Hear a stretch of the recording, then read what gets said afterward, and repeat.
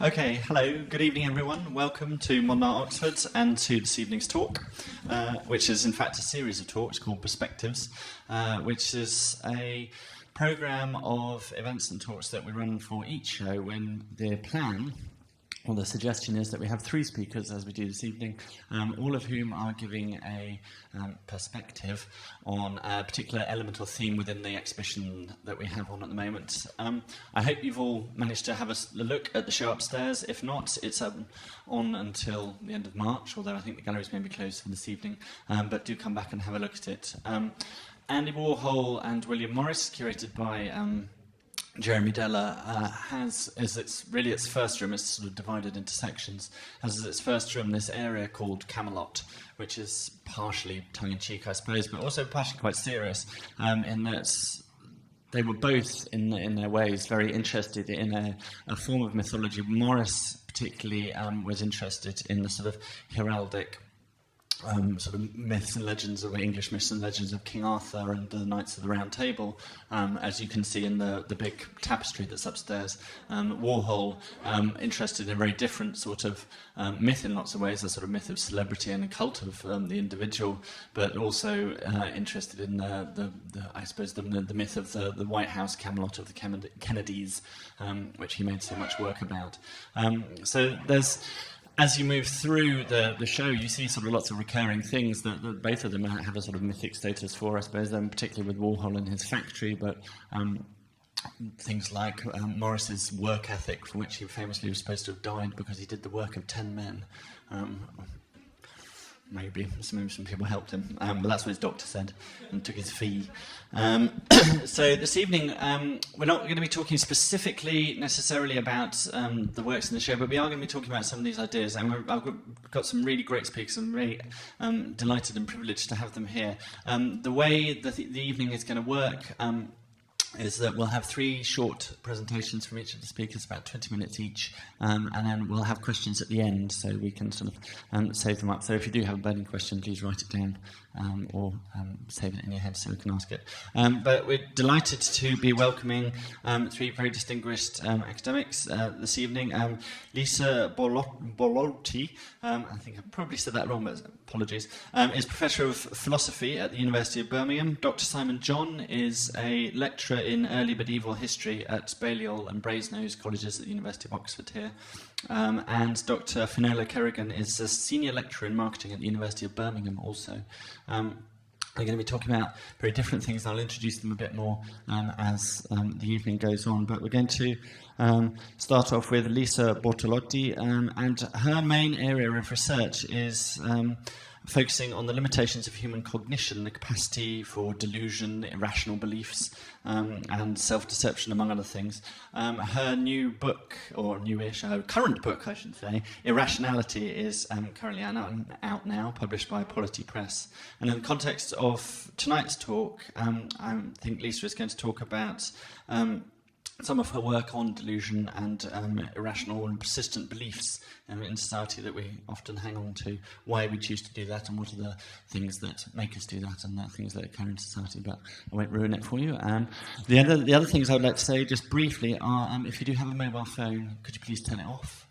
You'll be lucky if you get a signal here, but we are broadcasting to the internet this evening, so if it does go off, you'll ruin it for posterity.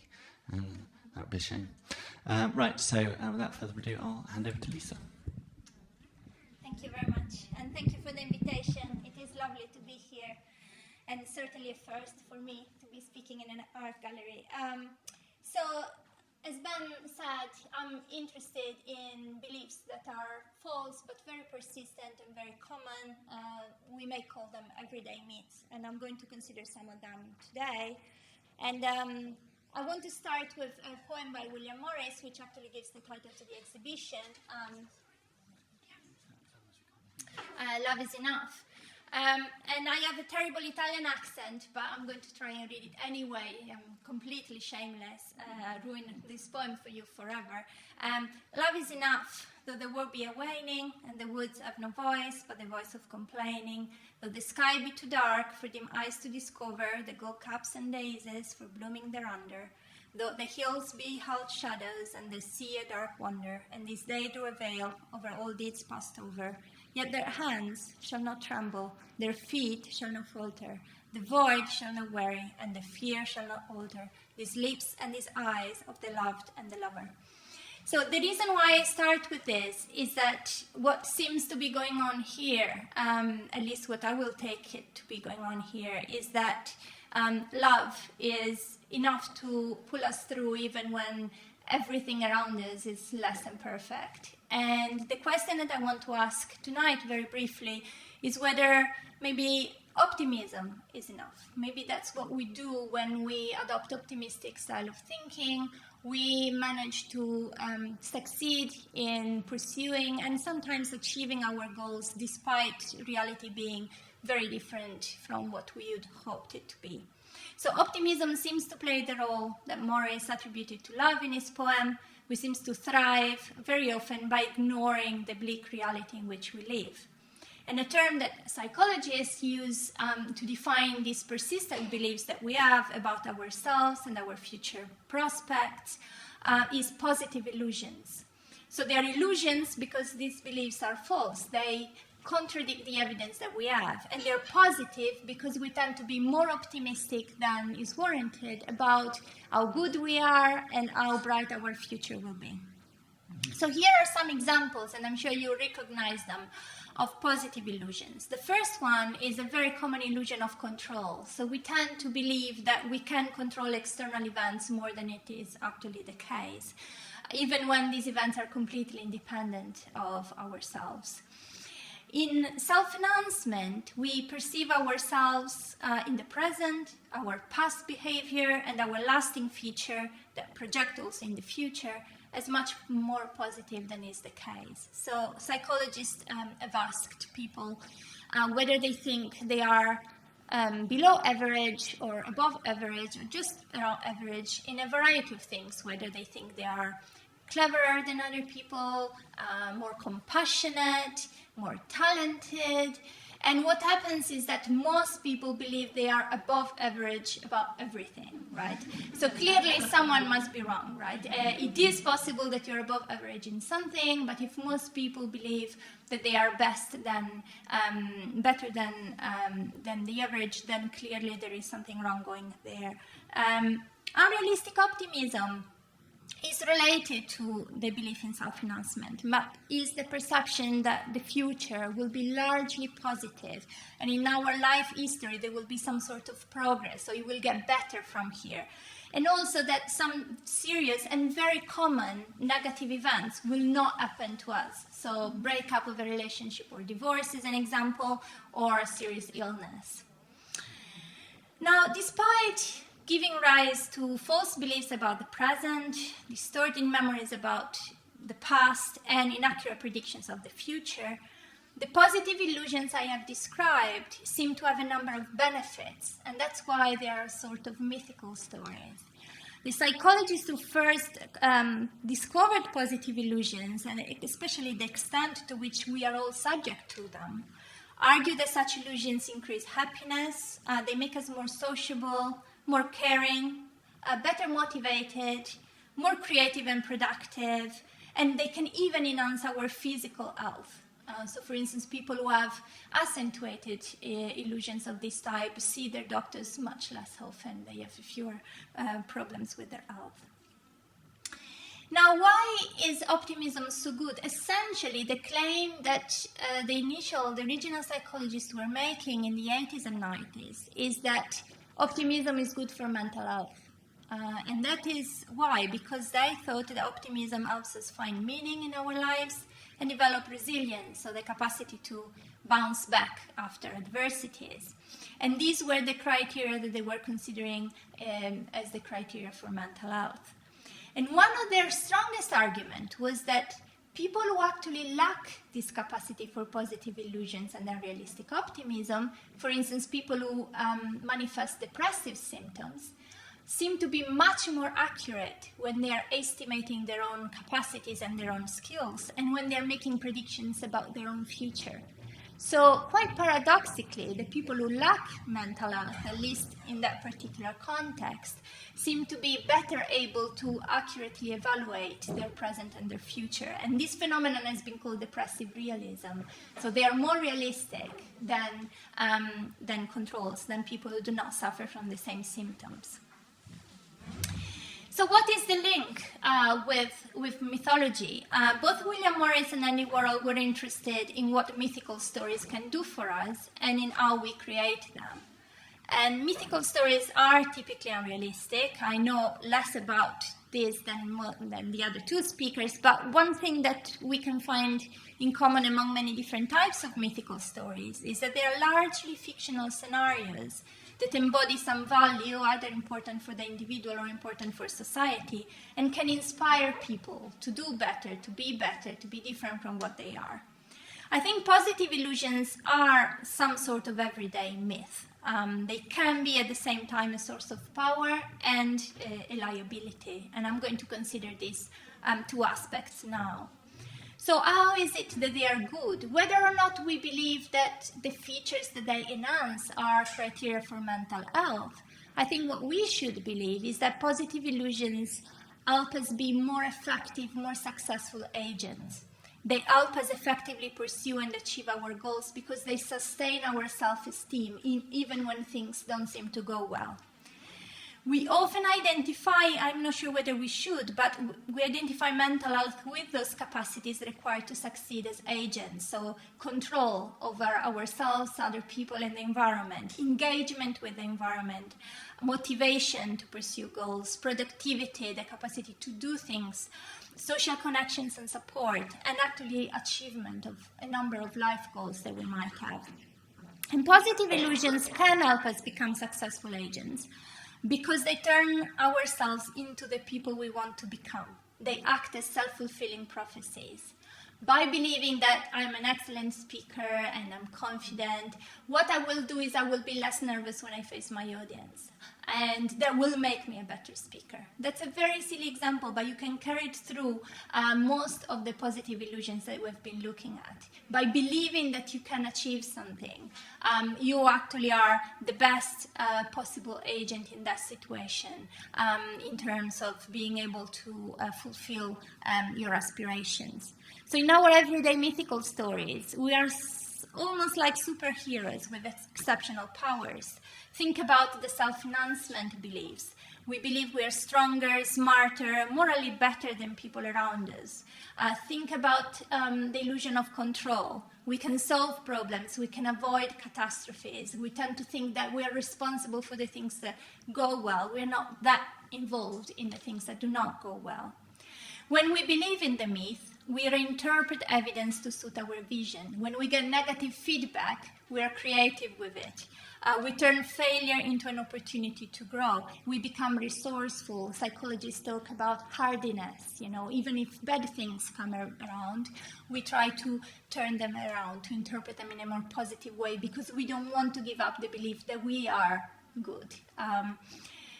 But our powers can disappear when we stop believing in the mythical story, and that unfortunately can happen. So when people experience loss of control, and this can happen especially in two types of circumstances. In sudden bereavement, when we lose someone we love quite suddenly without really understanding why, or when we become the victim of a crime. In those particular situations, and often just temporarily, we lose our powers, we lose our capacity to see reality as better than it is. And we become, at least temporarily, helpless. And that's why depressive symptoms are actually much more common in those circumstances. What about creating the myth? How do we make positive illusions? The example of victimization and bereavement shows us that positive illusions are actually flexible. They're not there all the time. They can change. They adapt. How do we get them in the first place? One argument is that they are probably selected by evolution. They are adaptive. They make us more likely to survive, reproduce, and have lasting relationships that ensure protection for our offspring. So in biological terms, they're a good thing for us. But optimistic thinking and coping strategies are also the product of happy childhoods. They are learned, they are acquired. We learn to react positively and creatively to failure. And we are led to believe through praise and encouragement that we can become the heroes of our life stories. And actually people who are subject, unfortunately, to abusive childhoods where there is no love, where the people they trust most betray them, are unable then to exercise the capacity for positive illusions and unrealistic optimism. They become much more tuned into how reality really is. That doesn't mean, though, that optimism doesn't have drawbacks. There is another side to optimism. And more recently, in the last couple of years, actually, the empirical literature has suggested that in some circumstances, unrealistic optimism is bad for us. And especially when it's off the mark, it does not contribute to well-being or to good decision-making. So it doesn't make us into better agents. And I'm just going to offer you two examples tonight. The first comes from a bias that is called love is blind. Positive illusions are usually about ourselves, but they can extend to our romantic partners. So it has been shown that we tend to see our romantic partners as more attractive, intelligent, and talented than they actually are. So the positive illusion extends to them. This generally contributes to satisfying and lasting relationships. If we have a very good conception of our partner, we'll not doubt them the first time that something goes wrong. We will believe in our relationship. We will value our relationship with them. But it has been shown that the love is blind bias is also correlated with something else that has negative effects: anxious jealousy. The tendency to imagine a partner's infidelity and ruminate and obsess about it, which results in negative feelings and is not good for the relationship. Obviously, if we think our partner is so amazing, we will greatly overestimate their opportunities to have other interests and, of course, to be unfaithful to us. And this might not have good outcomes for the relationship. There is another interesting study that shows that what type of optimism you have may actually change the way in which you thrive in your relationship. A general disposition towards optimism generally leads to an adoption of a more constructive approach when difficulties emerge. So if you see your relationship as a good thing in general, and you have a generally optimistic tendency, that is a good thing when the crisis strikes. But if we have excessively optimistic expectations that are specific to the relationship, so we expect the person to do certain things, that can lead to disappointment and emotional distress in situations of conflict. So again, the way we are optimistic may actually change the outcome of our thinking and decision making. The other example I wanted to talk about was optimism and health. So unrealistic optimism about health prospects, the fact that we believe we will not, for instance, have serious illness in the future, has immediate psychological benefits that are quite obvious because we're less worried about our future if we think that we are unlikely to suffer from a debilitating disease. But when we greatly underestimate the risk of suffering from a certain condition, we can fail to adopt preventive measures that would actually improve our health prospect. So if I think I will never get lung cancer, I may not decide to stop smoking. I won't see it as necessary. Again, if I think it's very unlikely that I will get sexually transmitted disease, I will not practice safe sex.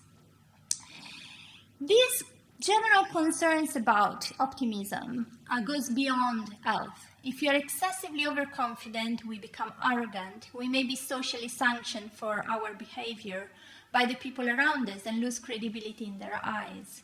Moreover, excessive optimism means that we may be unable to anticipate setbacks and fail to be prepared for negative outcomes. If we think we are so brilliant that we cannot fail, and then we do actually fail, we may not have any strategies ready to overcome that particular negative result.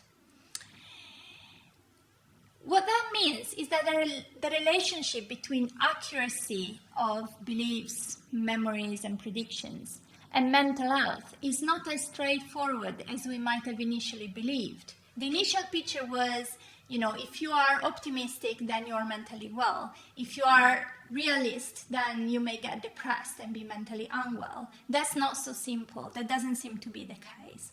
And there are several examples that remind us that things are more complicated than that.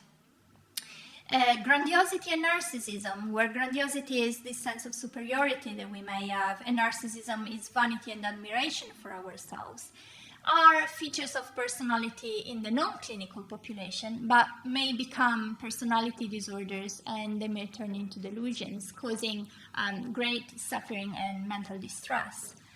And it is interesting that unrealistic optimism seems to have the same neural basis, so the same bit of the brain is activated when we have positive illusions, as a pathological condition in which people deny serious impairment after trauma, which is anosognosia. In anosognosia, you may be paralyzed, for instance, and your arm cannot move, but you deny that that's the case, even when you actually see that the arm cannot move. Now, a fantastic study by McKay, very recent, published in 2013 in Cortex, shows that actually the same region of the brain is implicated in anosognosia and unrealistic optimism. And that is the right inferior frontal region of the brain. And if you have a technique that may make people stop believing that they don't have the impairment, that will also work with the non-clinical population to stop them being optimistic, which is very interesting. It shows that there is clearly a link between something that is adaptive and a signal of mental health and something that is a very serious mental pathology. So I think what we need to take from this is that the relationship between accuracy and mental health is not straightforward. Moderately optimistic beliefs are beneficial, but far-fetched ones are not, leading us to take risks that are unnecessary, leaving us unprepared for setbacks. And this suggests that mental health requires careful balancing. When our desires influence our beliefs, they can promote effective agency, but the constraints of reality cannot be entirely dismissed.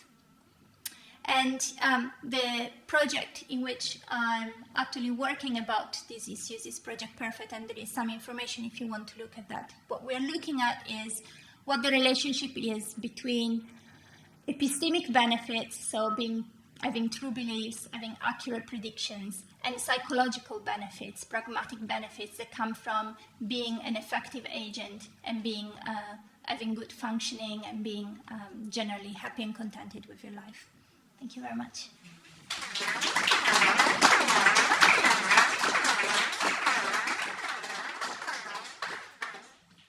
Thank you, Lisa. Right, so thank you very much. Moving swiftly on to our next speaker, Dr. Simon John.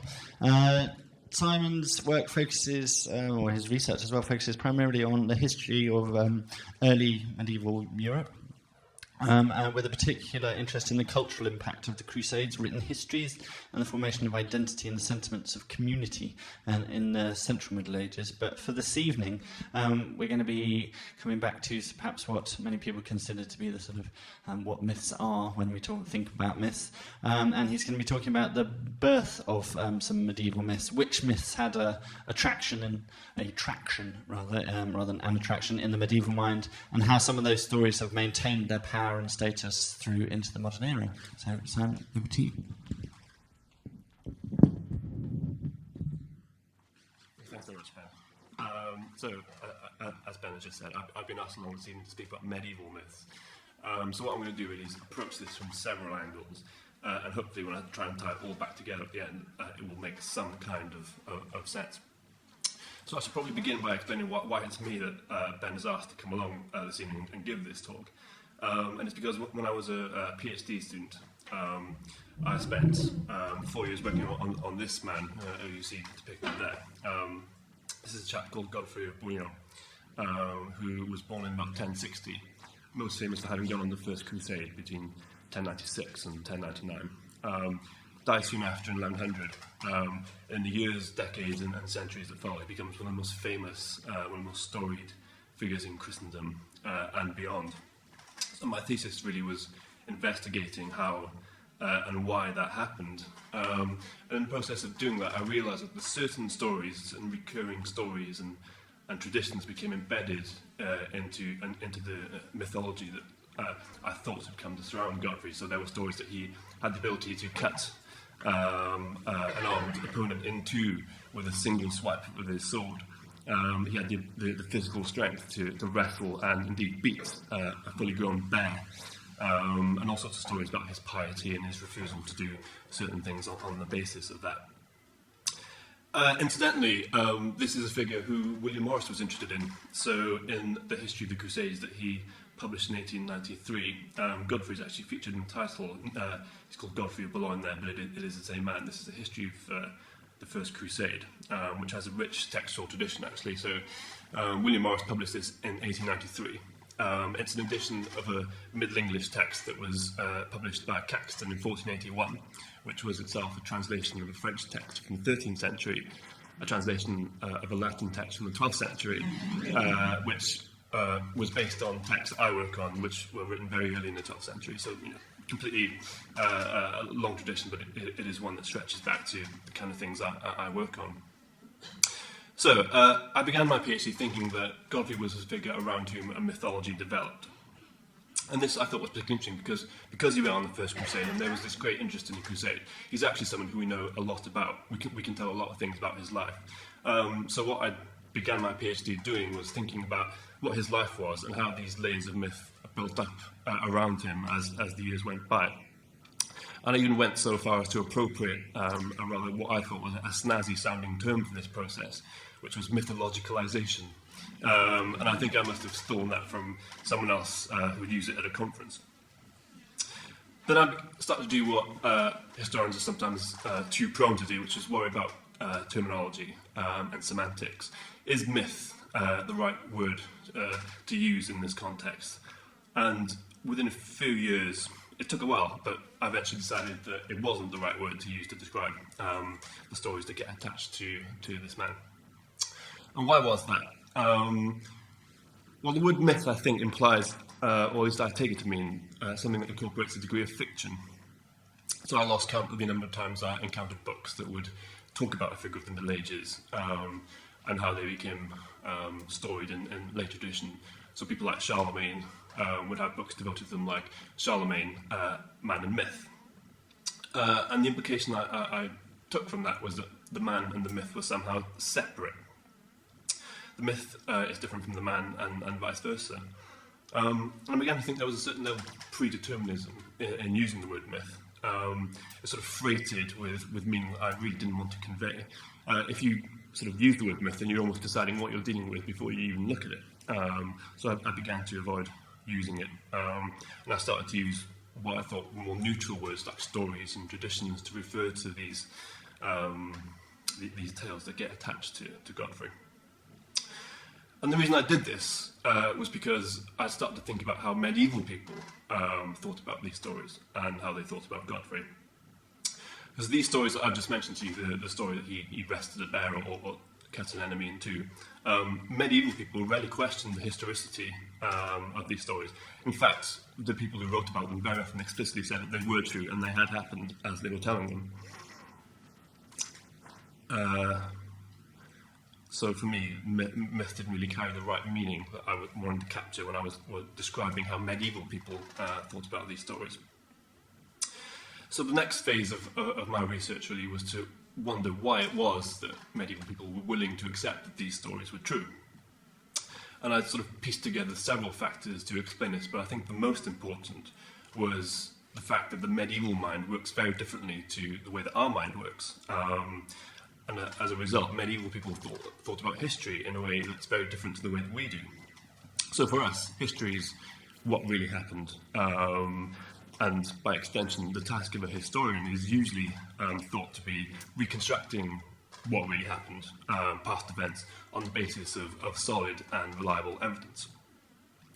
In contrast, medieval people were prepared to believe a story about the past on the basis not of what did happen, but of what could or should have happened. And to their minds, what could or should have happened very often corresponded to what they thought God's plan was for the world. And what I mean by that is they're seeing history through the prism of their Christian faith. So, for example, they could believe that God created the heavens and the earth in 6 days. They could believe that a saint could restore the sight of a blind man simply by touching him. So when you start to think about the mental attitudes of medieval people in the way, it began to open up a new way of seeing the past. To modern observers, of course, this feature of medieval society is often seen to be rather quaint. People think that people who are willing to accept stories like this were sort of overly gullible or overly credulous. But it is worth noting that our attitude towards history, this quest for the reconstruction of what happened, only ever really took shape about 150 years ago, in the middle of the 19th century. And for a good 2 millennia before that, people generally thought about history in a way that was much closer to the way the medieval people did, as opposed to the way that we do. So in some senses, then, we moderns are the odd ones out in that respect. So that's something by way of a general introduction to medieval mythology and my take on it. So what I thought I'd do next was to take one particular myth or tradition from the Middle Ages and use that as a sort of case study for exploring the function that myths had in that era. And the tradition that I've chosen to speak about is Arthur. And I mean, as I'm sure you're all aware, Arthur and Arthuriana had a considerable influence on William Morris, and you only need to look at the galleries upstairs to see that. So at the outset, I think it's worth noting that what I'm not going to do is ask the question, did Arthur really exist? Because I think doing so leads us down a blind alley. We either decide that he did, or we can decide that he didn't, and we don't really go anywhere from that. I'll say only that according to later tradition, he lived around the year 500, but even the early traditions take shape centuries after that. So, during the first few centuries of his existence, 500 years or so after the year 500, the story of Arthur, King of the Britons, what this means in our period, Britons means the Welsh. This is seen as a story that symbolises Welsh resistance in the face of, firstly, Anglo-Saxon invasions, and then after 1066, Norman invasions. So, in our period, Britain means someone who's from Wales. So the most famous rendition of the Arthur story, in my period at least, is that which is recounted by Geoffrey of Monmouth in his History of the Kings of Britain, which he wrote in the 1130s. Now, as Geoffrey's name suggests, he had a link to South East Wales, but he wrote his famous work in Oxford. And its narrative covers what we would call about 1200 BC down to 700 AD. So the key point here is that Geoffrey's history doesn't really tell us anything about the period it purports to cover. It tells us about 12th century preoccupations. So in his Historia, Geoffrey acknowledges the Welsh or Brittonic origin of the story of Arthur, and he refers to the story that though the Brythonic people had been conquered, pressed into Wales, they would at some point in the future reconquer the whole island of Britain. There's a sense that the 12th century Welsh were remembering a glorious past, one in which they ruled the whole island of Britain. So what Geoffrey's work does is tell us something about the Welsh were dealing with what happened to them, particularly after 1066. Most historians, however, believe that Geoffrey's aim was to appropriate the Arthur story for the Anglo-Norman rulers of England. This was a process which was given particular impetus with the discovery, quote-unquote, of Arthur's grave in Glastonbury in 1191.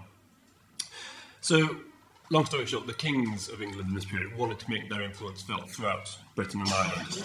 And Geoffrey's story provided them with a kind of Anglo-Saxon predecessor in the shape of a figure who had influence throughout the whole of Britain.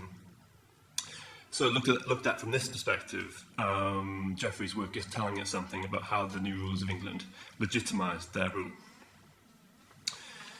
So then, Geoffrey's work is illuminating what's happening in the 12th century in Britain. It's telling us about the interaction between Welsh, English and Norman identities and the tensions that were arising as a result. And the fact that Arthur's story plays such a key role in this, what we might call the forging of Britain, perhaps explains why it's had such an influence in the centuries since. I mean, Geoffrey's work is only one example, but of course we could have gone over many others. So this one example, I hope, has given you some sense of how Arthur's story has been used to convey different agendas and aspirations. And I hope this sort of gives you a sense of what the functions of myths were, not just in the Middle Ages, but throughout history indeed. And briefly, I just thought I'd say something about popular imaginations of Arthur today. It's worth noting that what's commonly understood about Arthur is generally refracted through the very distorting prism of 19th century medievalism, so things like the imagery that William Morris produced. And it's worth noting that here Arthur's Rex Angliae, King of the English, rather than King of the Britons.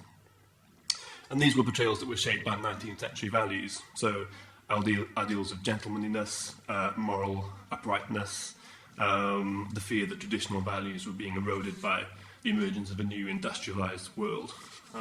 So again, Arthur's been used to convey different ideas to what we saw in the 12th century.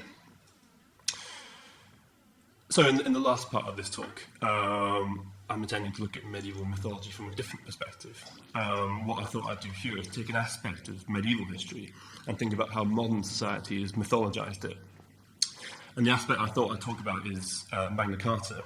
So this year, 2015, marks the 800th anniversary of the original issue of Magna Carta. So hopefully it feels appropriate to use this as my example. And what I also hope is that you'll start to see some connections with what I've already said. So I think it's important to begin by understanding what Magna Carta was. And what it was a peace treaty between King John and his barons. So in the years before 1215, John's leading subjects had become increasingly disenfranchised with his style of kingship, commonly described as arbitrary, and his excessive financial demands, and so engaged in rebellion. And the document we know, the 1215 document, was the agreement that was concluded between John and his chief subjects to put an end to that rebellion. So first and foremost, Magna Carta was about money, and that was the money that John was trying to take from his leading barons. And what the Charter does is seeks to outline and protect the rights and freedoms of free men in 13th century England. This was by no means a particularly large group. So it was a small elite and privileged minority. And Magna Carta says very little about the vast majority of people who are unfree. Now, some of its clauses do reach towards the kinds of ideas that we associate with it. So chapter 40, for example, reads, "We will not sell or deny or delay rights or justice to anyone." On the other hand, some of the clauses are very particular in time and space. So chapter 33 reads thus, "All fish weirs are in future to be entirely removed from the Thames and the Medway and throughout the whole of England except on the seacoast." So the concern there was John's barons were worried that fish traps would have a negative impact on trade inland. So very, very specific grievances. So crucially, Magna Carta was a peace treaty, but it was a peace treaty that failed. John very quickly wrote to the Pope asking him to cancel it, which the Pope was happy to do, and that happened within 3 months of June 1215. And rebellion once again broke out between John and his barons. So why has Magna Carta been so influential? Well, what it does, it asserts the rule of law and the principle that the king was not above that law. I think that's probably what explains why it's been so influential, but the key point here is that the law that it asserts is very different to the one that we'd recognise today. Nonetheless, Magna Carta is seen as a cornerstone of democracy, freedom, and liberty. No one in 1215 would have envisaged that would be what would happen, least of all the barons who forced this on John. They were acting out of their own interests, the desire to save their own money. So it's very different to some of the things that get drawn out of Magna Carta in common discussion today. So, as I've said, none of what I've said so far has prevented Magna Carta from being used to drive forward a range of different preoccupations in our age. So we jump over 8 centuries here, and these are some stories I've picked up from the news over the last few weeks. So, for example, on the bottom left there, the Shadow Education Secretary, Tristram Hunt, asserted that were he to form part of the next government, he would make the study of Magna Carta a compulsory part of the national curriculum. And this is my favourite. This is from yesterday's Express. This is a story of a chap who's been collecting lots of things in his house, and he refuses to give it up on the basis of clause 39. No free man may have his possession taken without due process and judgment of his peers. And one of the interesting things about the way this is reported is the fact that the reporter claims it was drawn up 2,000 years ago, so only 12 centuries out. But that's not getting in the way of I'm sure what they thought was a good story. So, in a way, what modern society has done and continues to do to Magna Carta, I don't think it's entirely another world away from what Geoffrey of Monmouth was doing to Arthur. It's the reinterpretation of the past to suit current aims. So what Magna Carta is about isn't as important as what we think it's about or what we want it to be about. So that's why I think it's not unfair to suggest that Magna Carta has been mythologised. So I think looking at it from this perspective, some of the quaintness of the Middle Ages begins to slip away, or at least in my mind it does. Okay, to bring this all together, what am I getting at with all this? I suppose it is this. When historians today study myths, the truthfulness of those myths, that is, the extent to which they correspond to what really happened, should not be their focus. The role of the historian is to explore what those myths can tell us about the society that created them. So in the context of the Middle Ages, the story of Arthur can tell us about how people thought of the past and how they conceived of their place in it. Those seem to me, at least, to be more productive lines of inquiry than simply asking, did Arthur really exist? Now, so that this isn't meant to be iconoclastic. It's not meant to be tearing down ideas and values that some hold dear. For me, the study of mythology means exploring how and why those ideas and values are conveyed. So it's a process of exploration rather than one of negation. Yeah, so it's about studying those myths according to the values of the society that created them, therefore learning more about those values. So I thought I'd end with a quote that for me encapsulates the power of myths. And it comes from an American novelist named Tim O'Brien in a work published in 1990, so jumping around completely in history again, so indulge me here. And O'Brien was someone who served in the Vietnam War, and in this book he discusses the difficulty of telling what he calls a true war story. How far can we ever match up a story that people told to this what really happened approach to writing history? So he discusses this issue, but then he adds, and here I quote, "This is true too. Stories can save us." Thank you.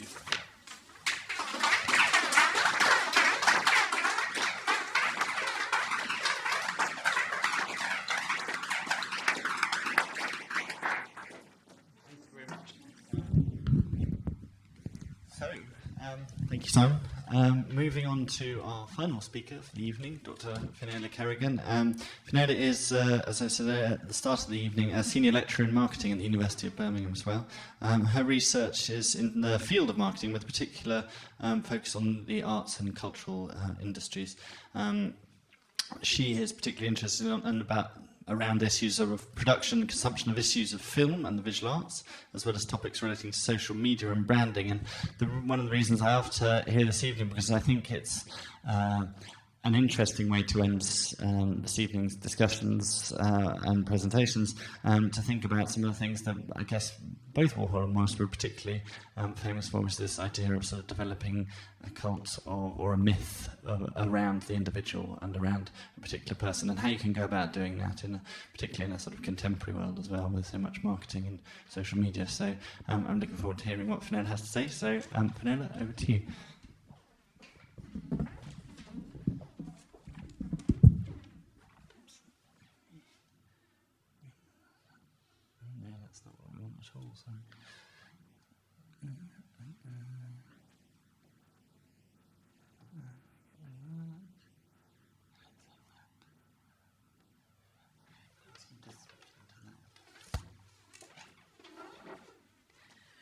Okay, thanks very much. And I don't have nice visuals because I couldn't make up my mind which ones to use, so I thought I'd go without. So I'm delighted to be here to talk about these things because, as was noted in the introduction, my area of research is marketing, consumption and branding of visual art and other art forms. And it's always interesting to go into places where art is done and art is celebrated with what I think is my kind of Philistine perspective, my kind of business perspective. And so I'm interested to hear what people will think of what I have to say. So myth is very interesting and relevant, obviously, in the work of the artists that are in this exhibition, but in marketing, very generally, storytelling is a big part of marketing. And so I'm going to talk a little bit about myths that persist within the visual arts. So eminent scholar of myth Joseph Campbell referred to myths as mankind's one great story, but of course in his work he showed how there are a number of great stories that we use to make sense of mankind and humanity. And just as Joseph Campbell talks of the psychotherapist as the wise old man who guides us through our many adventures and trials and so on, we could argue that marketers can fulfill this role for the visual artist. While some artists, and Warhol is definitely a case in point, have a very good understanding of the market and how the market works, and it's no surprise with his background in commercial art and advertising. For many artists, this negotiation of the mythical life of the artist or their place as an artist needs the intervention of somebody like a marketer. And here I use the term marketer extremely loosely. I'm not talking about people who have a job title of marketer, but I'm talking about people who undertake what I consider to be the fundamental marketing tasks, such as positioning the artist in the wider art world, positioning their work in the art world, translating their work to the art audience. As such, we can see marketers in the art world as forms of cultural translators who tell the stories of artists to the audiences for their artwork. So in doing so, the essence of the artist and their work is communicated to various audiences. So in the work that I've done with Chloe Priest, who works at Royal Holloway, we've identified the importance of the wider art world in creating and sustaining what we talk about as an art brand. So the perception of the individual artist in the wider world, which we refer to as the brand. Through telling stories, these art professionals help to position... Oh, I missed my page. Help to position the artists within the available myths. So the working class done good, starving artist, tortured soul, and so on. As the art world evolves, so too do these artistic myths that exist. And indeed, Roland Barthes has argued that myths evolve over time and move in and out of popularity. And we can definitely see that when we look at the kind of popular stories about artists that have persisted over time. So we can see that the hero myth is alive and kicking in the art world. This idea of separation, some sort of initiation, and then return to the world mimics the artistic process, where the artist is viewed as disappearing into their creativity in isolation from society in order to return or emerge with the spoils of their creative journey. For many, the rites of passage of an artist start with admission to the art school. a place where indeed the novice artist takes advantage of the wise old man, often in the form of an art tutor or other artists that they learn from. And for example, the YBAs, or what we now call as the MBAs, the middle-aged British artists, are such as Damien Hirst, Tracy Emin and so on, benefited from Michael Craig Martin's tutelage while at Goldsmiths. So also at art school, the art school crit is seen as important in putting the artists through their paces, preparing them to talk about their work, to develop their stories and so on. Then the graduation show seems to be the next point in their odyssey into the art world. And this comes with the challenge of catching the eye of key collectors, dealers, gallerists, and so on. Here we encounter the next challenge to the artistic mythology, and that's the reification of the creative individual. So the idea of the creative individual as artist is really, really dominant within the art world. Indeed, the art school itself challenges in some ways this idea of the creative genius. If you were such a creative genius, why would you need to go to school, we ask. So genius and talent is not enough to become an artist.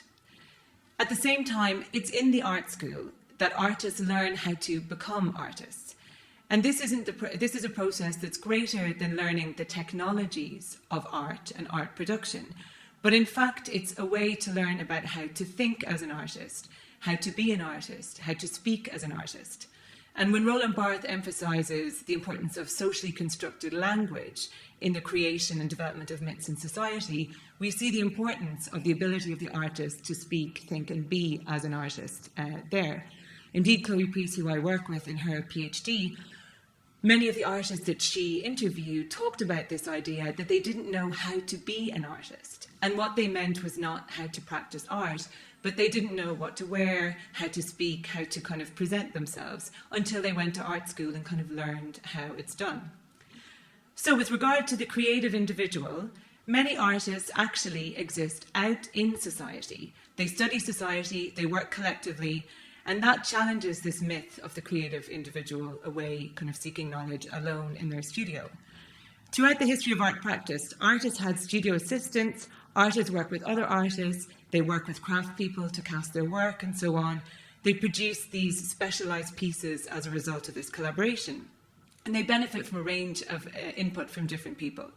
So again, this seductive notion of the creative individual is limited in terms of representing the realities of art practice. Indeed, both Andy Warhol and William Morris worked collectively and rejected this notion of the kind of isolated artist. Andy Warhol, of course, also rejected the notion of the aura of the artist, this kind of mythologized idea of the artist's aura, so that this kind of aura passes from the hand of the artist through the work out to the audience.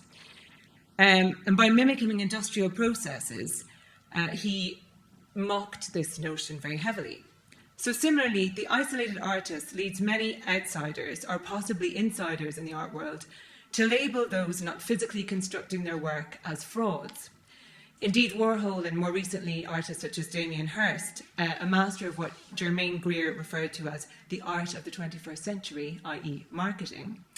And they played with this concept in a very mocking way, and they mocked this idea of the search for the aura of the artist through talking about different people producing their pieces and so on. Indeed, Warhol, and this is one of my favourite Warhol quotes, Warhol famously said, "Some company recently were interested in buying my aura. They didn't want my product. They kept saying, 'We want your aura.' I never figured out what they wanted, but they were willing to pay a lot for it. So I thought, if somebody is willing to pay that much for it, I should try and figure out what it is."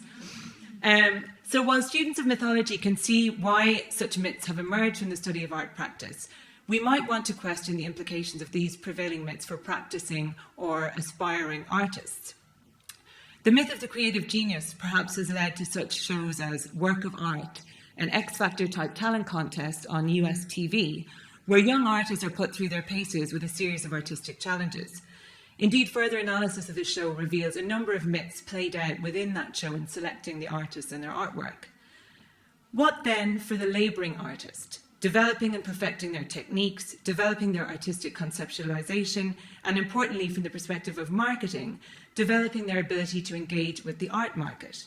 Of course, work of art does go some way towards helping these artists to understand how to develop their artistic story. However, one of the judges of this TV show, art critic Jerry Saltz, critiqued the appointment of internationally renowned auction house head Simone Dupuy as a mentor, saying, "The head of a swanky auction house shouldn't advise young artists about anything, ever." And this shows the lesson that Warhol definitely learned, that art and money are not seen as coexisting or legitimately coexisting. As we show in our paper with Douglas Brownlee and Paul Hewer, Warhol's economic success was seen to stand in his way of his becoming an established artist. That feeling that to be pure, an artist should eschew market forces has long existed in the art world. It's a pretty clever device, I think. As for those who buy into the myth of the market, the myth of the art-market dichotomy can justify the myth of the starving artist. The real artist is a starving artist. In our recent paper, Chloe Priest and I argued that by adopting the stakeholder approach to branding, we can understand really how art brands are constructed. We can understand who controls the artistic image, and in doing so, we go further and argue that these market players, dealers, agents, and so on, are really the constructors of art brands. The narratives that they create predominate within the art world, and they are seen as the myth makers within the art world. So dealers, collectors, curators, and so on, whose reputations and often financial well-being rely on the creation of artistic myths, which are then deployed in the market, dictate the reception of such artists. The preferred hero of the art world resonates with Campbell's depiction of the hero as returning with the means for regenerating of a society as a whole. But here we clearly don't mean monetary means of regenerating, but rather we're talking about aesthetic means or possibly intellectual means. However, in the UK context, the artistic hero who contributes to regeneration of society quite often is contributing to the regeneration of deprived areas and enhancing the real estate market by going to live in unpopular places and making them popular for the moneyed classes. An exception to this might be someone like Grayson Perry, who recently has, emerged as a type of social commentator through his art and his work with Channel 4. But definitely the exception is the artist as emerging and commenting on society. So in terms of my work on art from the perspectives of marketing, consumption and branding, myth can be seen as a central element of art practice. The development of the artistic identity, positioning within the art market, as well as in developing, engaging with what we consider art brands. Let me first, and perhaps outrageously, draw some parallels between mythology as a technology for making sense of life, human beings and history, and branding as a technology of making sense of artists' place within the art world. What do we get from seeing, as Jonathan Schroeder argued, the artist as a brand in his work on Warhol, among other artists? Borrowing from branding theory, in fact, offers us a lot in terms of understanding the role of the art world and the position of the individual artist within it. So let us turn once more to the stars of the show, Andy Warhol and William Morris, to examine the myths at play and being played in the creation of their art brands. So Warhol, from the outset, betrayed one of the most popular myths that we've talked about already, the artist who's willing to starve for their art. As I discussed in my previous work, we look at Warhol through a branding lens, and we see that Warhol embraced the materialism of the American dream of the 1950s. He preferred the glamour of Hollywood and the social cachet of uptown Manhattan socialites and intellectuals to being a starving artist in the gutter. Lacking the cultural and social capital necessary to be accepted as part of the art world, Warhol clothed himself in the glamour of others and created an art brand reliant on what Barthes referred to as plasticity, adaptability, and so on. He played with the myth of the hand of the artist. He played with authorship and the notion of high art as luxury, rare, and unattainable. Going back to the seminal work of Veblen and Pierre Bourdieu, we see this produces a tension between the notion of aesthetic life for all and aesthetics as part of our projects of distinction. Warhol, the son of poor immigrants who embraced American consumerism, contrasts well with William Morris, born into a comfortable life in London, and deeply engaged in early socialist movement. Warhol's deployment of the factory for art, in contrast to the anti-industrial flavour of Morris, can both be understood through the lens of branding. Warhol as a celebrity brand, Morris as a pioneer for social change. In my research with various colleagues, we've found that such myths can act to both reinforce the ability of the artist to develop a convincing narrative to be deployed within the art world, but similarly, it can prevent their entry into and success within the art world. Having the wrong myth can be very bad for the art business. This leads us to the notion of authenticity, a close cousin of Walter Benjamin's popularized term of aura.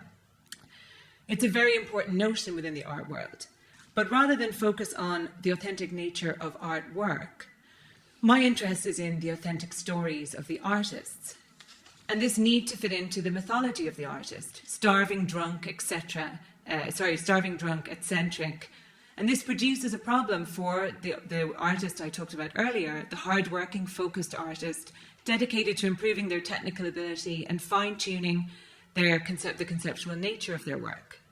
Roland Barthes talked about how socially constructed narrative and assumptions become naturalized, and indeed many of these perceptions of the artist as dysfunctional have become naturalized into the world of the arts. What we can see from these mythologies of the artist lies in many ways as counterintuitive to the practice of the artist. Just as talent shows like The X Factor can be seen as making the process of being and or becoming a musician seem very much about developing an image and singing, the myth of the creative genius can hide the reality of working at art, working at the art practice, be that in terms of developing and refining techniques, or working through the conceptualization behind the work. The genius in the studio splashing paint on canvas is the dominant trope of the creative genius myth. However, if myth relies on narratives built and, according to Barth, most importantly communicated through language, the work of marketing is clearly centre stage in developing contemporary artistic myths. And, as Germaine Greer may be well right in saying, marketing can be considered the art of the 21st century. Thank you.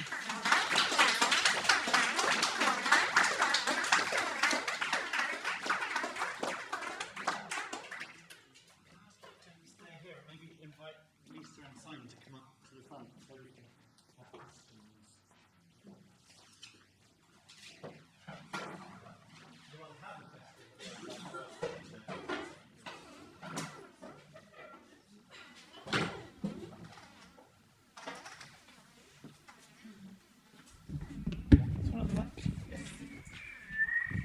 See.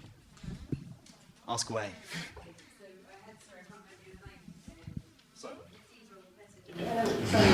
So I guess it was related to the speaker before you in a way, and I was interested in that idea of how optimism changes how we engage with our environment. And I was interested in what you said of a sense of history telling as what kind of could or should have happened according to the will of God. And I guess thinking about sort of losers in history, or like the Welsh in that example you gave, actually reminded me of Crossman Albanians I met 10 years ago, who sort of young 17-year-old boys who had on their personal websites pictures of these of Skanderbeg, I mean, this kind of hero of a battle that happened in 1380 something, and they had like his photo as the main like first image in their sort of personal hip hop website, which struck me as quite interesting. I don't know, I guess something about how do you feel the engagement with environment, like I guess that sense of creating a sort of optimistic telling of a story while actually also saying what should have happened didn't happen. Yeah, environment as in sort of intellectual or physical, social. Everything. What does it mean for action? I guess? Well, yeah, these stories wouldn't have been circulated if people didn't think they were worth telling. People didn't think that telling them would add something to the lives of the people who were hearing them. So the reasons that stories like, a saint touching a blind man and, curing him instantly is because people want to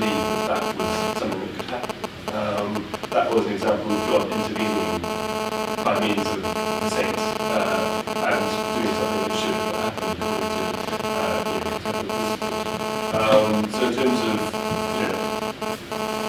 optimism and the impact, the kind of social impact, yeah, I mean, I can't see that they would have survived and they would have survived and we would be able to access them if that wasn't the reason that that wasn't the effect that they had. Is that sort of leaning towards the answer?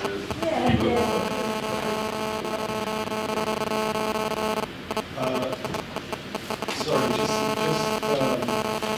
very curious when you were saying that in the last line, this is true too, in the quoting, stories of crusaders. As a medievalist, what's your take on what's just happened in Paris? And in terms of what was, I mean, from the Western reaction, we judge those actions which were new comprehension from our point of view.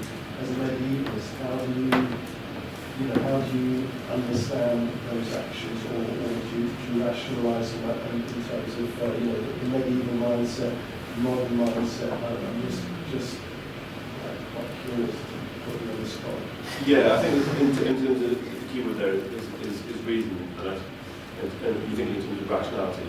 And to us, those seem perfectly irrational actions. They don't correspond to any sort of sense of logic or any sort of justifiable explanation. And you can admit that whilst acknowledging that in the minds of the people who perpetrate those actions, they're perfectly rational. We see this in the Middle Ages, in terms of people doing things you can't comprehend, but in the context of the way they see the world, they make perfect sense. So I can understand it that far, but yeah, again, as a medievalist, I'm not the best qualified to speak on the significance of those kind of things happening in the 20th century. I mean, a lot of the exhibition now with William Morrison was more of a detail comparison to what's going on marketing. But I suppose in terms of the mindset, the medieval mindset, would you say it's is it a case of in the Middle East that there's certain transitions based on maybe autocratic forms of social control? They haven't had all the Magna Carta, they haven't had all the democratic evolution that we had in our culture. Is there just sort of like two cultures operating in almost different temporal spheres? I don't know. It's just there's so much. It's like this, total background story in the two.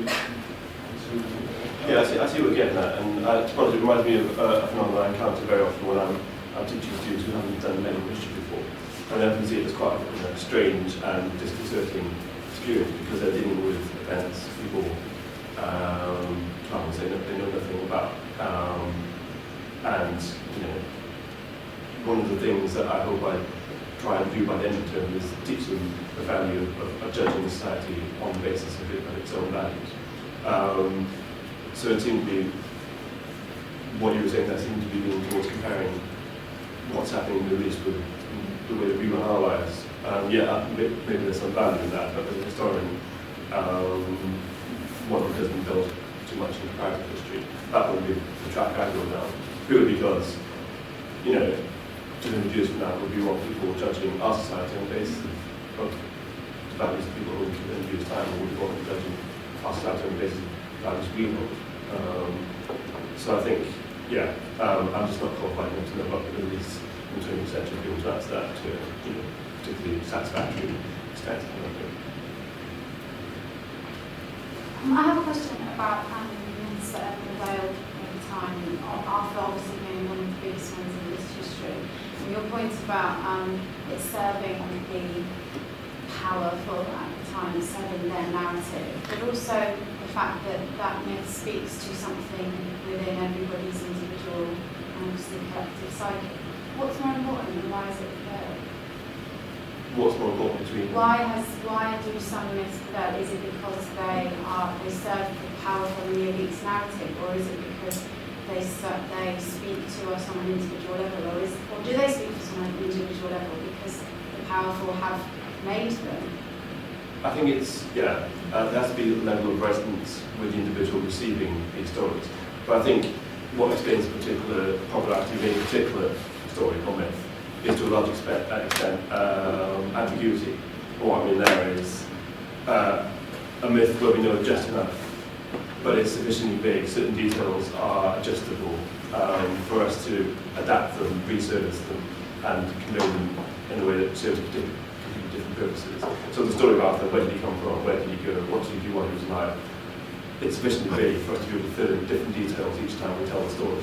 And I think, and I found the same thing when I did my doctorate, that book, the Way on the First Crusade, we know a lot about what he did on the Crusade, but what he did before, hardly anyone knew anything about, and that allowed later to come along and fill in the stories they wanted to fill in, and drive forward the occupations that they had.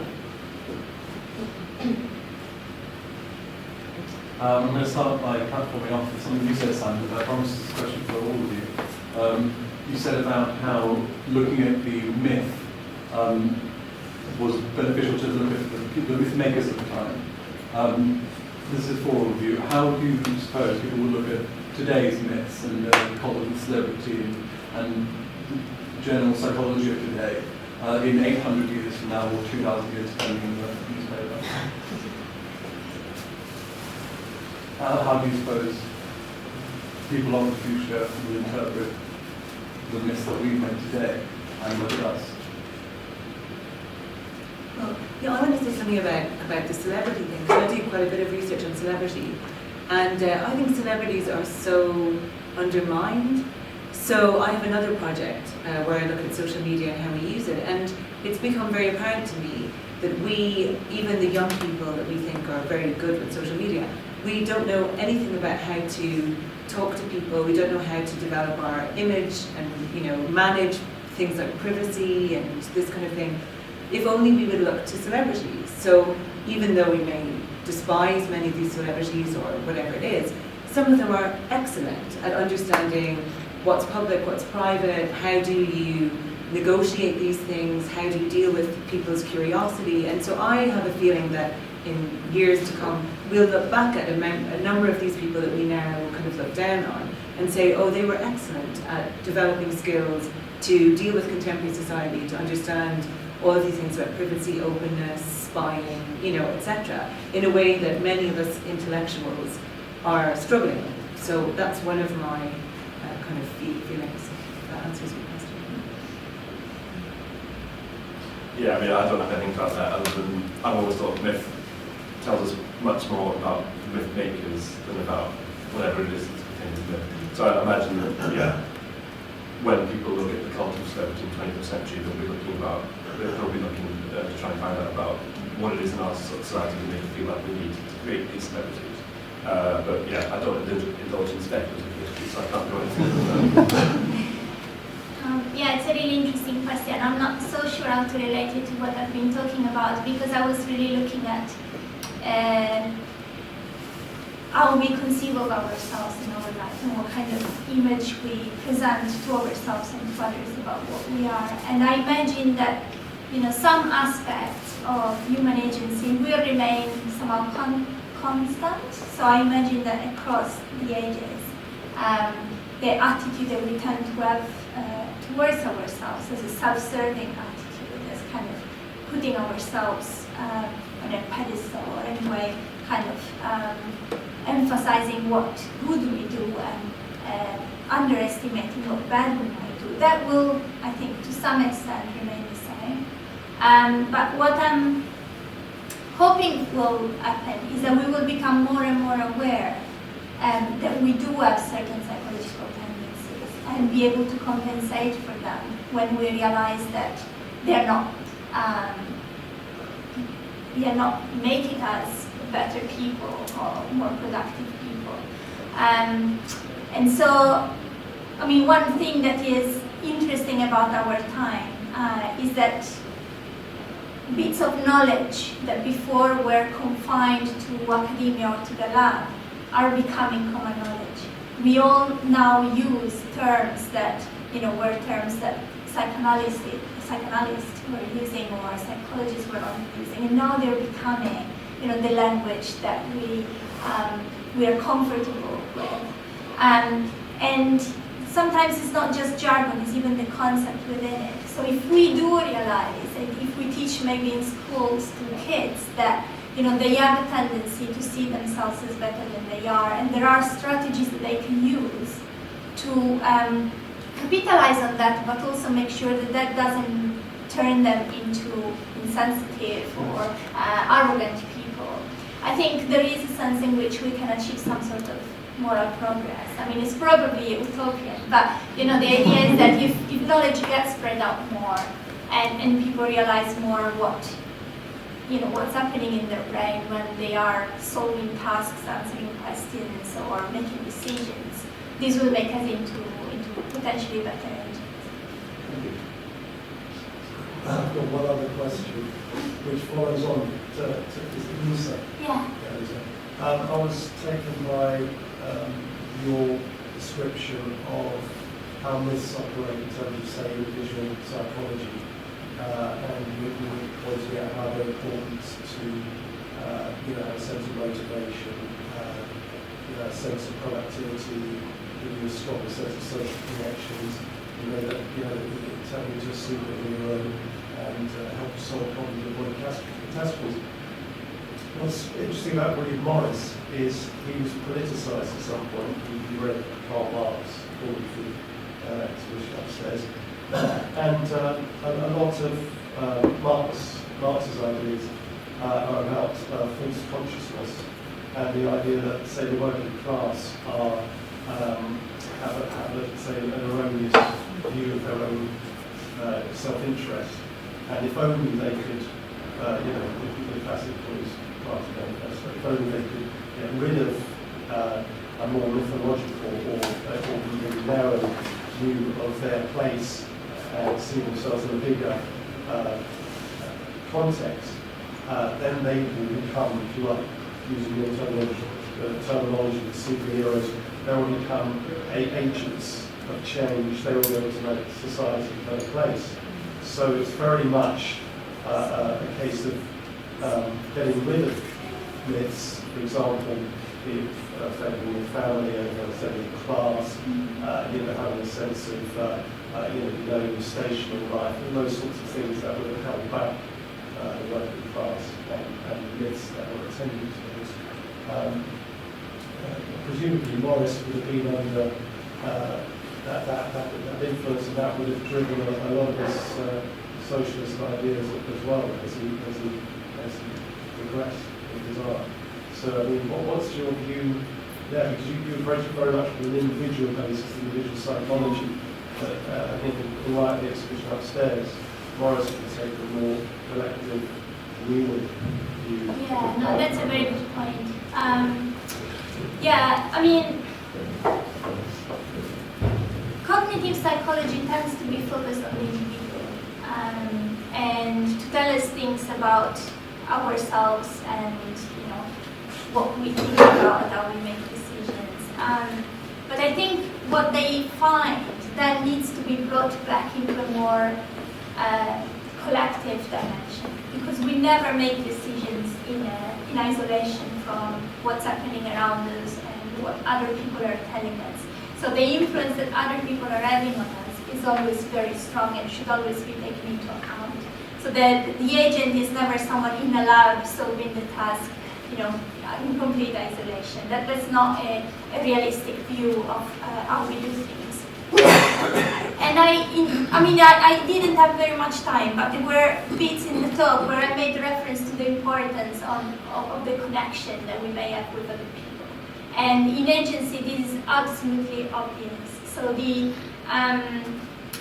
difference between acting on our intentions and refraining from acting very often has to do with the kind of social support that we might have.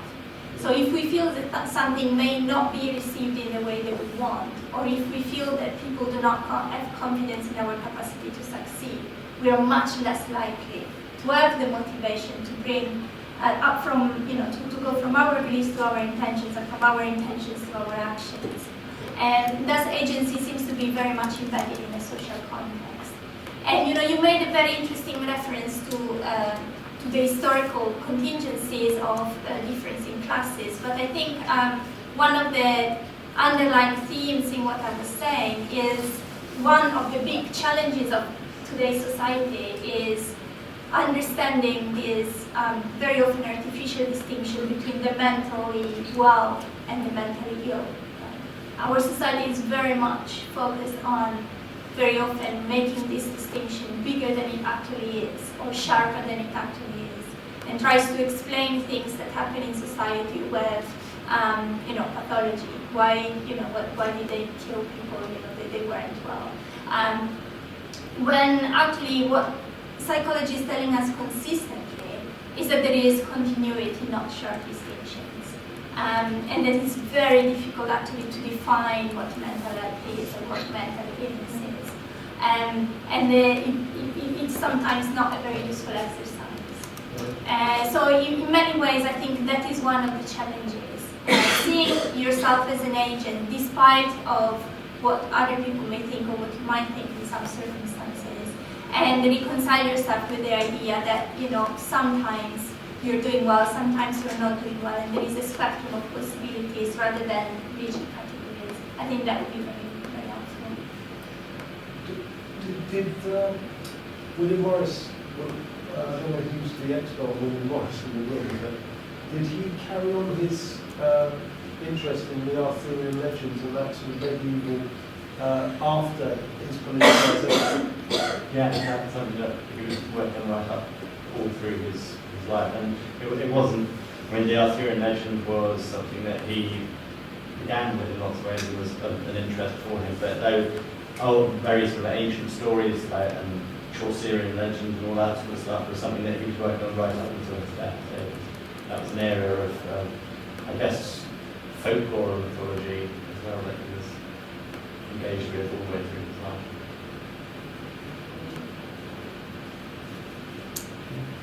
I was very interested in everything was obviously very interesting, but what I thought specifically interesting was what you said last about authenticity, because it's something that I think if we're all quite honest to ourselves, it's something that speaks to us. Like when I go upstairs and I see the tapestries, I find that there's so much work in it, it's so unique, it's so special, and then I go on to Warhol and I think, well, it's essentially a print. So why do you think that this appeals so much to us, this myth of authenticity and individualism, and that we want to believe that the artist struggled so hard? So basically taking Simon's perspective, what does that tell about us, that speaks to us more than others? Yeah, that's a tough question, but I think it's about what we're told about art. So we're told that art is rare and the word luxury doesn't really fit, but rare, and we don't all have the right to access it quite often, and only certain people can own it, and we can kind of be around it, but we can't really possess it. We can see it in a museum or a gallery, but unless we're quite wealthy, this kind of work is not something we can kind of possess.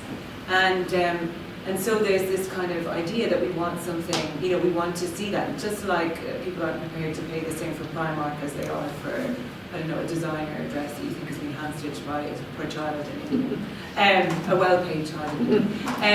And so there's this kind of idea of we want to see the toil, and kind of, Walter Benjamin talked about this thing of the aura and being around the aura, and there is that very much this idea that the work put into the art comes out the other side. So if we think it's kind of mass-produced, we think of it less. And I wrote another piece on consuming contemporary art, and I talked about one of the problems in the way people talk about contemporary art is they separate the three things that are involved in engaging with contemporary art, which is the physical work, the concept behind the work, and then the experience of being around the work. And so what people tend to focus on is, oh, that's a stupid idea, but they don't then engage with the work. So something like, what I looked at in that work was Damien Hirst's Skull, For the Love of God. And it was all over the financial press. Oh, how ridiculous, spending all this money on diamonds, this isn't really art. He didn't even make it himself, a jeweler did. So this kind of idea, the idea of the work of art was talked about. And really, to understand what that art was about, you had to think about what he was saying about bling culture, about money and art, and kind of that kind of thing. And you had to physically be with the work of art and see how actually awe-inspiring maybe it was when you're in a dark room and you see all these diamonds glittering. And so what we have all too often is we have people taking those things apart and they go, oh, it's just a piece of cardboard with something on it. You know, I can't see this hand stitching that took so long. But that, you know, for contemporary art, it's what's the idea? What are you telling us? How can we think about the world differently by thinking about what you're trying to communicate with the work? And it's not as much about the kind of the craft of the art, possibly, maybe.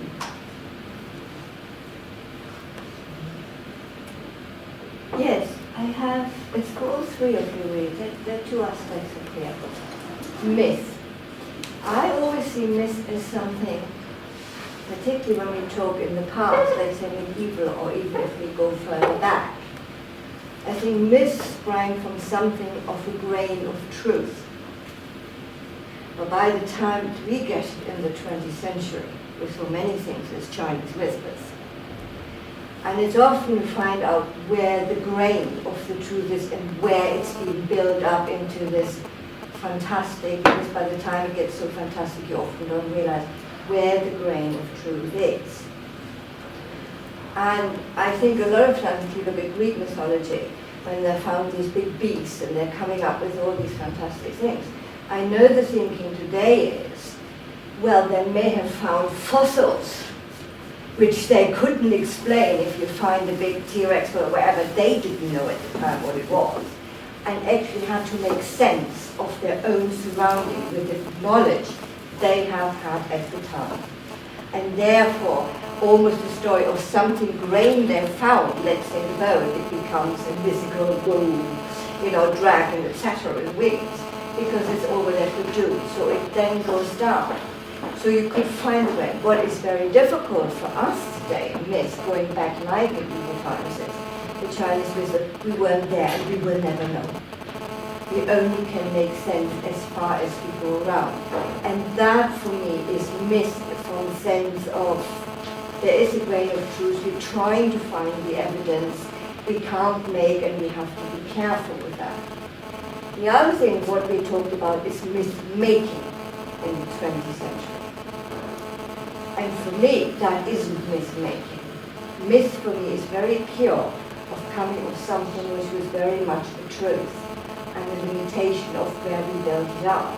If we talk of myth-making like the image of the artist and how we can sell it and how we can do that, actually takes away of something I think very artistic, and that's just it's my opinion is money involved, forget it. The talent will go out of the window eventually. Because the shift will change of what suddenly is at stake. And I think you're right, marketing is a 20th century, absolutely art, I'll give you that, but it's not art, it's common. And I think that's what it is. If people are trying to make a myth, that's not a myth in the first place. It's creating something to either make money or do something else. It's very radical, I know. But myth for me of the whole evening, it's something actually quite pure, where it comes from somewhere, and people were trying to make something of it, which we now know, well, actually could have possibly this, that, and the other, and working around there. But myth-making coming in from artists, no, that has, as far as I'm concerned, nothing to do with it. I don't see what the distinction is, because actually what I'm saying is we have these allowable myths. You can be starving, you can be crazy, you can be drug addicted. They're cool, that's fine. But lots of artists don't fit into those categories. For me, myth-making is figuring out what your story is. What's your story? Yeah. But the reason, and it's funny because I move all the time between attacking and defending marketing, depending who I'm talking to. Because I study it. So, yes, I can see that. And the thing, for me, the defense of marketing is about telling stories.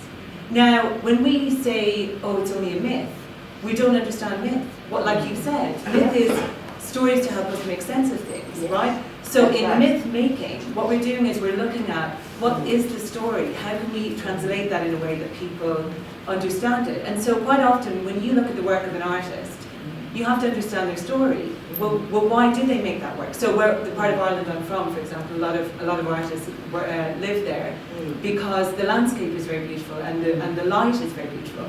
And they, predominantly, the people who are quite successful there, they work in that medium. And then you find artists there who don't fit it. And it's not just that the story isn't compatible. The whole thing of why they're there, how they connect to the landscape, how they connect to the other artists, isn't kind of, it's not there. So I think that, you know, people often think that marketing is about conning people and making things up. If you love art, surely you want someone to be able to tell the story so that people can access that art and enjoy that art and kind of get it a bit better. If not, it's elitism. Or, you know, you're too stupid to know, we're not going to give you a story to help you understand it. That's kind of my take. No, I agree. Absolutely, I don't think artists should be starving, hungry. They need to earn a living. There's absolutely no doubt about it.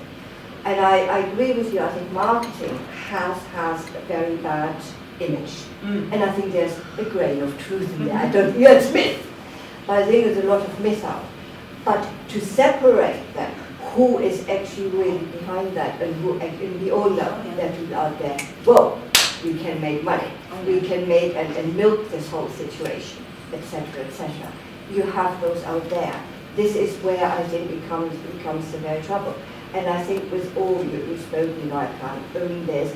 I think this is not my word of saying, it's not. It's actually Black Barrett, who is this famous street artist in Paris, who says art does not make sense unless it has meaning for the community.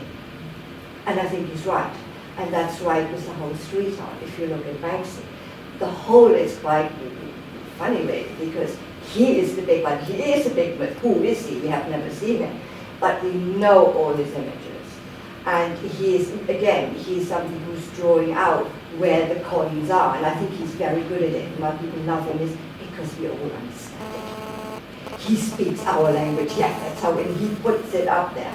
And I think that's why he's loved. And he's contributing to the community. He's giving art a voice. And I think the other thing he's very, very good is uncovering where the market, where it goes wrong. His stuff sells in auctions for, I mean, an enormous amount of money. You know, we know that. So uncunningly, he wasn't looking for that, but uncannily, how it became fashionable. But I always thought that was very interesting, that it has to have a meaning, and it has to have something which isn't marketed, which actually speaks to us all, without particularly massive money behind it. Thank you. I'd like to all of us to for coming. There are more perspective talks happening throughout the show. There's information about them upstairs.